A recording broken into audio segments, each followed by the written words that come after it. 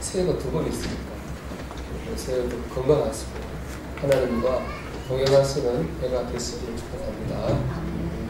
우리 감리교 운동의 창시자인 존 웨슬리 목사님 원래 성공의 신부였는데요. 성공의 신부로 이제 사제가 된 다음에 미국 선교의 비전을 가지고 미국 조지아주로 선교를 떠납니다. 배를 타고 갔는데요. 1735년 10월에 출발해가지고 36년 2월에 미국에 도착했는데 가는 동안에 거센 폭풍을 만났습니다. 그래서 죽을지도 모른다는 그런 위협을 느꼈거든요. 그런데 참 대조적인 건 같은 배에 타고 있던 독일 기독교의 종파인 모라비안 교도들은 그런 막 죽음의 위기에서도 너무 평온하게 찬양하고 예배하는 거예요. 그래서 웨슬리 목사는 그게 충격을 받습니다. 그 일기를 읽어보면 이렇게 되어 있는데 정오의 세 번째 폭풍이 일기 시작했다. 4시가 되자 전보다 더 거센 폭풍이 불었다. 나는 저녁 7시에 독일인들을 찾아갔다. 찬송을 부르며 예배가 시작되었는데 거친 물결이 일며 돛을 산산조각 내버렸고 물이 배를 덮쳐 갑판까지 차올랐다. 깊은 바다가 우리를 삼켜버린 것 같았다. 여기저기서 영국인들의 끔찍한 비명소리가 들려왔다. 하지만 독일인들은 평온하게 찬송을 부르고 있었다. 나중에 나는 그 한 명에게 물었다. 두렵지 않습니까? 그가 대답했다. 감사하게도 두렵지 않습니다.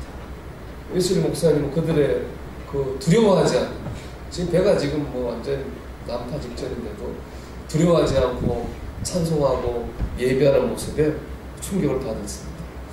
오늘 설교의 제목은 누가 강한 사람입니까? 라고 하는 것인데요. 답은 하나님을 믿는 사람일 겁니다. 죽음도 두려워하지 않는데 뭐가 두렵겠습니까? 그런데 여러분 웨슬리 목사님도 그때 하나님을 믿었습니다. 하지만 두려워했잖아요. 그러니까 믿는다고 저절로 강해지는 건 아닙니다. 내가 하나님을 믿는다고 해가지고 저절로 두려움이 사라지고 평안이 임하는 것도 아닙니다. 믿음이 어떻게 해요? 강해야 되겠죠. 그 웨슬리 목사님보다는 모라비안 교도들이 믿음이 더 강하니까 거기서도 두려움을 느끼지 않을 수 있었습니다. 믿음이 강해야 됩니다. 믿음이 강한 사람이 세상을 이기는 강한 그리스도입니다. 그럼 어떻게 믿는 것이 강한 믿음으로 믿는 걸까요? 오늘 말씀해 주신 바로 이것입니다. 어떤 믿음이 강한 믿음입니까? 누가 강한 믿음의 사람입니까? 먼저 강한 믿음은 인격적인 신앙입니다. 풍랑을 만난 웨슬리 목사님 그 사건을 통해서 모라비안 교도들과 이제 교제를 하기 시작했거든요. 모라비안 교도 중에 한 명이 스판겐베르그라는 사람이 어느 날 웨슬리 목사님이 물어봅니다. 목사님, 당신에게 예수 그리스도는 누구십니까? 그러니까 웨슬리 목사님 이렇게 답합니다. 예수님은 온 인류의 구세주십니다. 그래서 스판겐베르 다시 물어요. 그럼 당신의 구세주는 아닙니까? 이 말에 웨슬리는 대답을 못해요. 그리고 한참 있다가 예, 그렇게 되기를 바랍니다. 그렇게 얘기를 했습니다. 인격적 신앙이나 하나님이 나의 하나님이 되는 겁니다. 하나님 저기 멀리 계신 그 어떤 분이 아니라 지금 제가 여러분과 함께 이렇게 같이 앉아있는 것처럼 하나님이 나와 함께 내 곁에 계시고 나를 도우시는 나의 하나님으로 믿고 사는 것, 그것이 바로 인격적 신앙이거든요. 그 신앙이 제일 강한 신앙이에요. 오늘 본문 1절을 한번 같이 읽어볼까요? 여호와는 나의 빛이요 나의 구원이시니 내가 누구를 두려워하리요.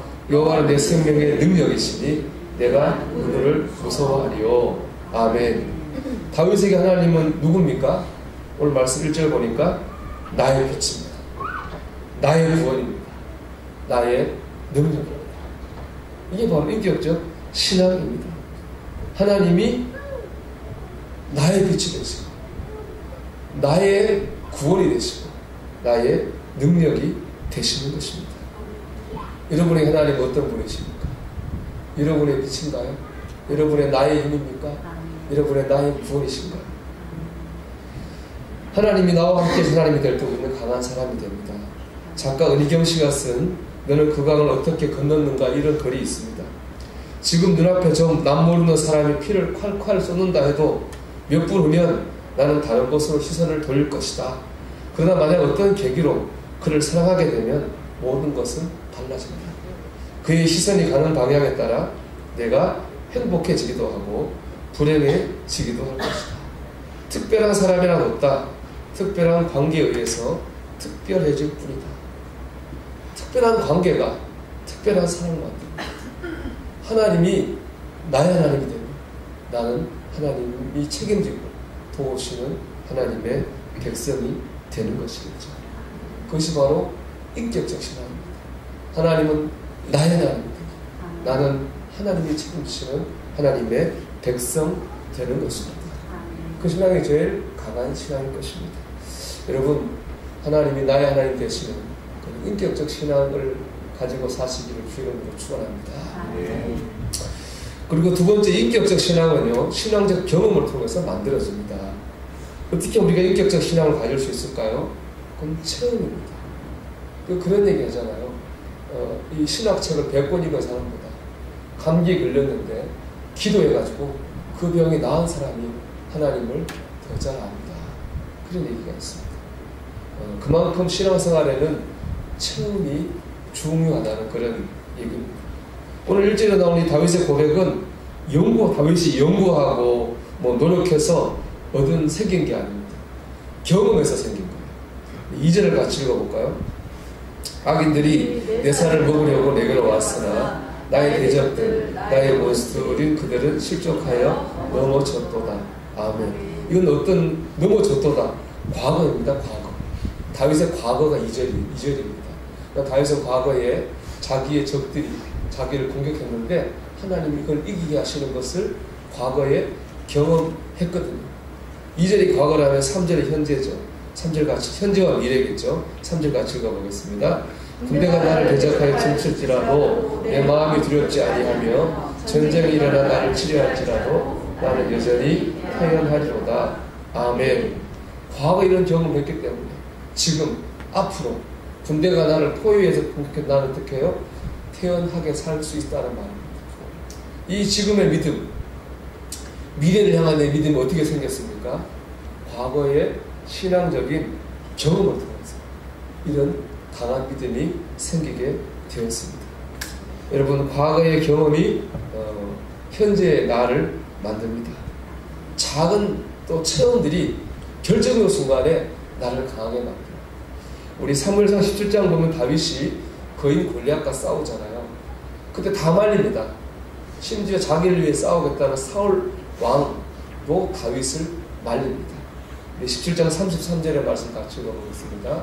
사울이 다윗에게 이르되 내가 가서 저 블레셋 사람과 싸울 수 없으리니 너는 소년이요 그는 어려서부터 용사이니. 그렇죠? 다윗은 딱 어린 소년이에요. 현재 지금 하루 강아지예요. 골리앗은 어려서부터 용사 전쟁에서 강해진 용사라는 거죠. 이길 수 없다는 겁니다. 그런데 다윗은 반대해요.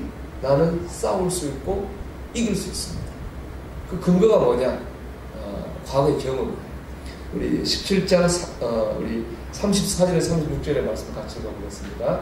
다윗이 사울에게 말하되 주의 종이 아버지의 양을 지킬 때에 사자나 곰이 와서 양떼에서 새끼를 물어가면 내가 따라가서 그것을 붙이고 그 입에서 새끼를 건져내었고 그것이 일어나 나를 해하고자 하면 내가 그 수염을 잡고 그것을 쳐 죽였나이다. 주의 종이 사자와 곰도 쳤은즉 살아계신 하나님의 부대를 모욕한 이 할례받지 않은 블레셋 사람 1위가 그가 그 짐승의 하나와 같이 되리이다. 아멘.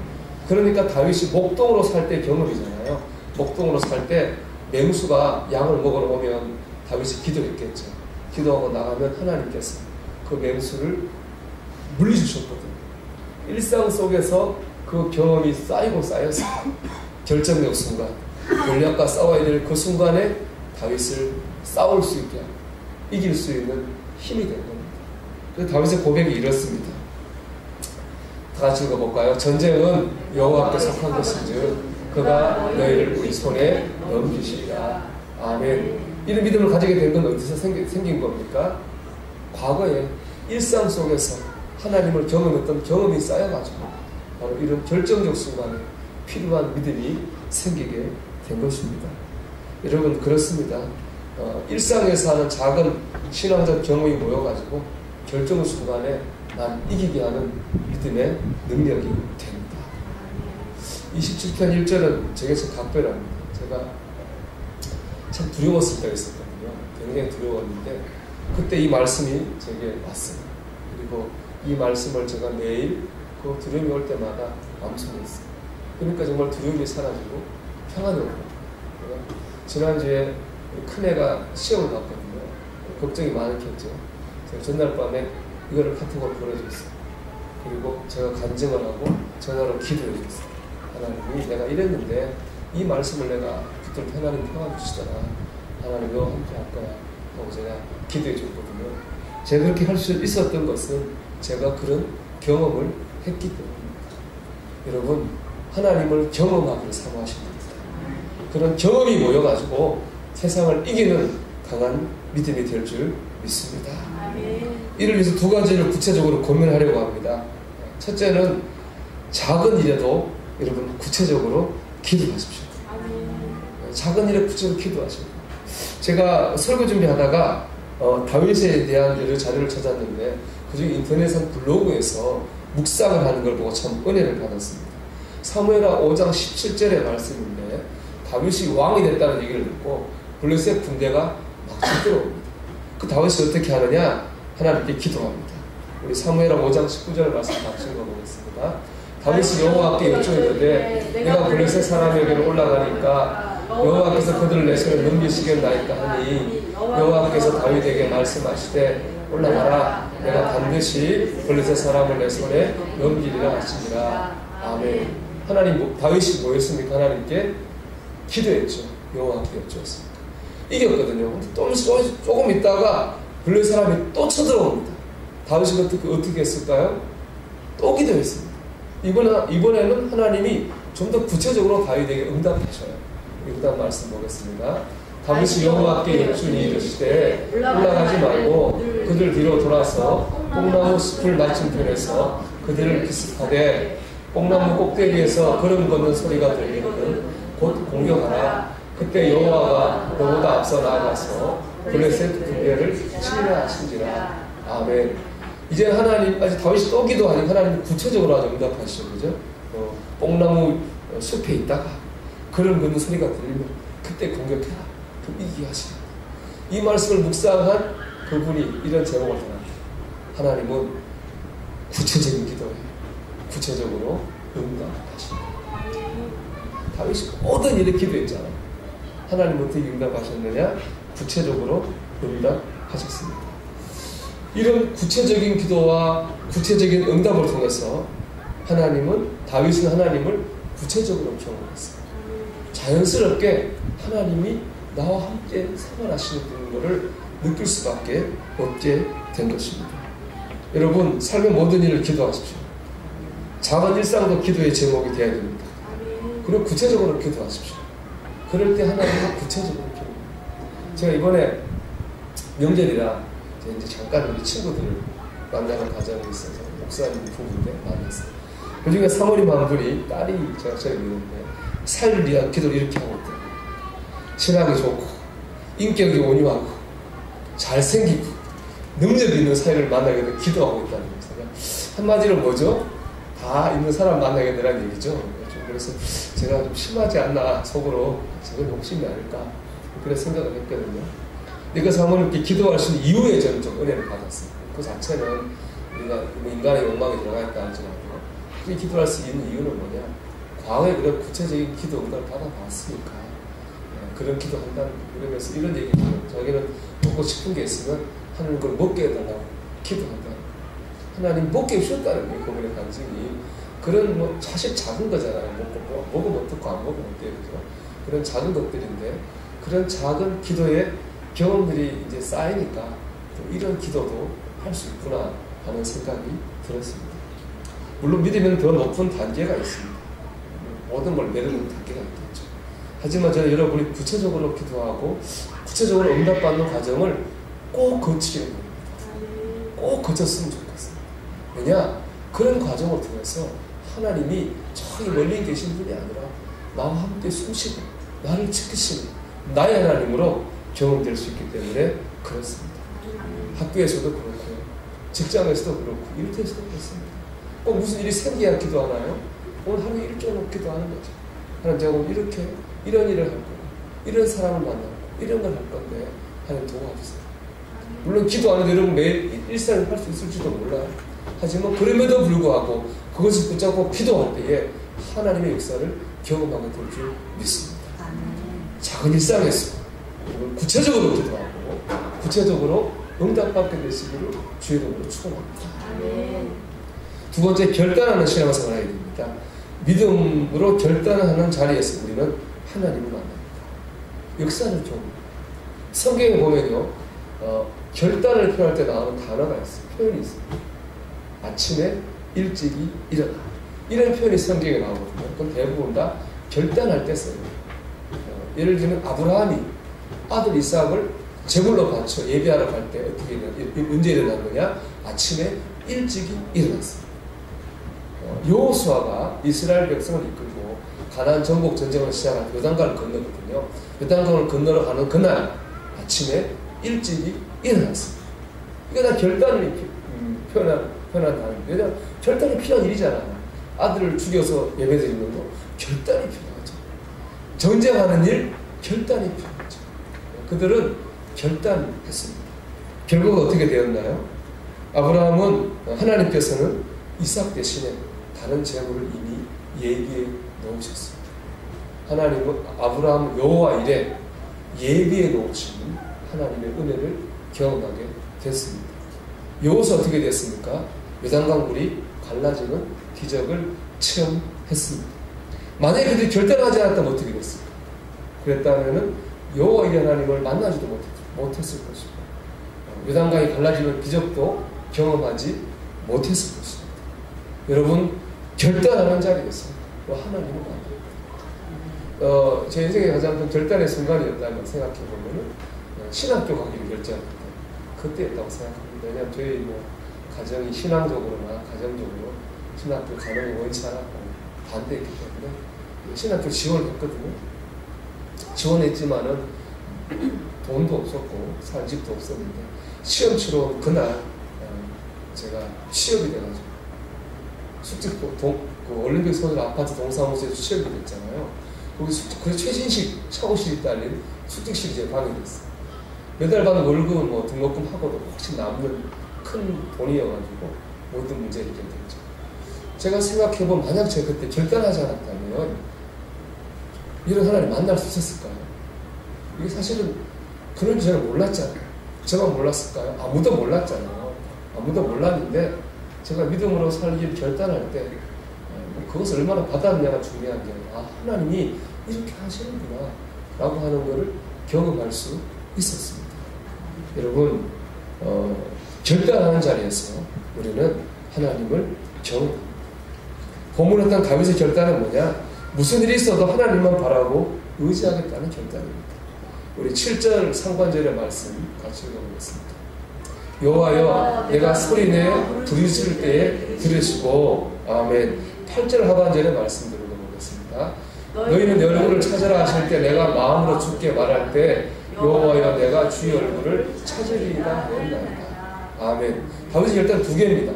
부르짖겠습니다. 또 하나는 찾겠습니다. 부르짖는다고 하는 기도예요. 찾는다고 하는 것은 다른 번역본에 보면 예비하겠습니다 이렇게 되거든요. 예비하는 겁니다. 부르짖는 거나 찾는 것, 기도하는 거나 예비하는 거는 한 중심입니다. 그 중심은 뭐죠? 하나님을 의지하겠다. 하나님을 통해 내 삶의 문제를 해결하겠다는 거죠. 백중의 성수석 보니까 이분을 주석하면서 딱따구리를 기울여줬더라고요. 딱따구리가 찾는다, 부르짖는다의 표현은 뭐냐면은 한 번 하고 말겠다는 게 아니에요. 계속 하겠다는 거거든요. 하나님이 주실 때까지 하겠다는 거예요. 딱따구리가 이렇게 나무를 쪼아서 벌레를 잡아먹잖아요. 그때 보면 1200번 정도 쪼는다. 그때 압력이 중력의 10배라고 해요. 딱따구리는 죽을 각오로 하고 살아남기 위해서 나무를 쪼는 거예요. 그거를 이 다윗의 기도와 예배의 결단으로 풀어놓은 것 같습니다. 이게 다윗의 결단입니다. 하나님 주실 때까지 내가 죽는 한이 있더라도 하나님을 의지하고 하나님을 붙들겠습니다. 이게 다윗의 결단입니다. 이 결단 위에 하나님께서 역사하신 것입니다. 여러분, 올 한 해 이제 시작됐는데 어떤 믿음의 결단을 가지고 있나요? 이런 믿음으로 결단해야 될 때가 있습니다. 그때 여러분 믿음으로 결단하시기 바랍니다. 그럼 그 결단의 끝에서 살아계신 하나님을 경험하게 될 줄 믿습니다. 웨슬리 목사님 이거 시작했으니까 웨슬리 목사님 이야기를 마치겠습니다. 웨슬리 목사님 그 뒤에 1738년에 하나님을 나의 하나님으로 만난 인격적 경험입니다. 그리고 이제 이 영국 사회를 변화시킨 위대한 사회들이죠. 그리고 88세 일기로 돌아가십니다. 돌아가시고 바로 전에 어떤 제자들을 다 불러고 그리고 이렇게 말합니다.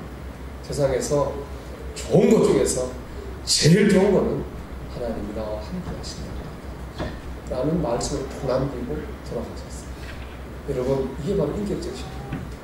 가장 강한 것, 가장 좋은 것, 하나님이 나의 하나님이 되는 것이죠. 올 한 해 하나님을 경험하는 저와 여러분 되시기를 주의 이름으로 축원합니다. 찬송하겠습니다. 찬송가 309장